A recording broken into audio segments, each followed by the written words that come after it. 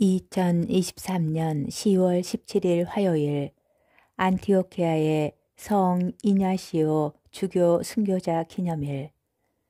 이냐시오 성인은 시리아의 안티오키아에서 태어나 그곳의 주교가 되었다. 요한 사도의 제자였다고도 하는 그는 초대 교회에서 중요한 지역이었던 안티오키아에서 오랫동안 활동하다가 107년 로마에서 순교하였다. 그는 로마로 압송되는 도중에 들르는 곳마다 신자들에게 편지를 보냈는데 그리스도와 교회의 구조 그리고 그리스도인 생활에 대하여 슬기롭고 심오하게 서술하였다. 그 편지들은 지금까지 보존되어 초대 교회의 신앙생활에 관한 귀중한 자료로 평가받는다. 제1독서 사도 바오로의 로마서 1장 16절에서 25절의 말씀입니다. 형제 여러분, 나는 복음을 부끄러워하지 않습니다. 복음은 먼저 유다인에게 그리고 그리스인에게까지 믿는 사람이면 누구에게나 구원을 가져다주는 하느님의 힘이기 때문입니다. 복음 안에서 하느님의 의로움이 믿음에서 믿음으로 계시됩니다. 이는 성경에 의로운 이는 믿음으로 살 것이다 라고 기록된 그대로입니다.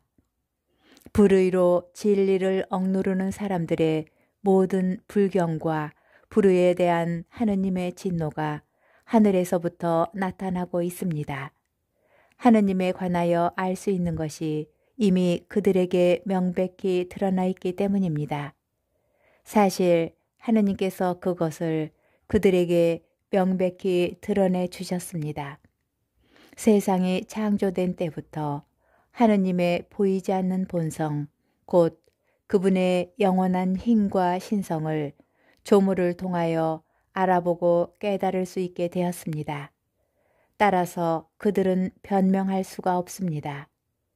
하느님을 알면서도 그분을 하느님으로 찬양하거나 그분께 감사를 드리기는커녕 오히려 생각이 허망하게 되고 우둔한 마음이 어두워졌기 때문입니다. 그들은 지혜롭다고 자처하였지만 바보가 되었습니다.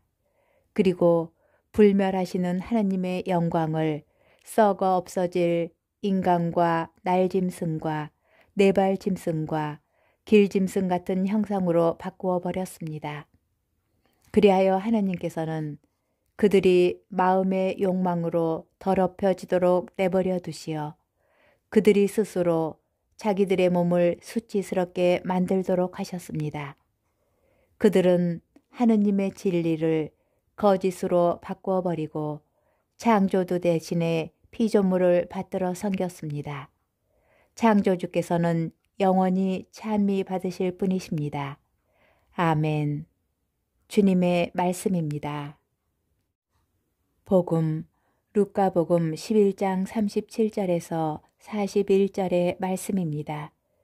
그때에 예수님께서 다 말씀하시자 어떤 바리사이가 자기 집에서 식사하자고 그분을 초대하였다. 그리하여 예수님께서 그 집에 들어가시어 자리에 앉으셨다. 그런데 그 바리사이는 예수님께서 식사 전에 먼저 손을 씻지 않으시는 것을 보고 놀랐다. 그러자 주님께서 그에게 이르셨다.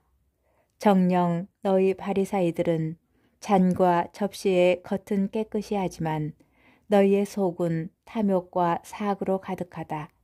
어리석은 자들아, 겉을 만드신 분께서 속도 만들지 않으셨느냐?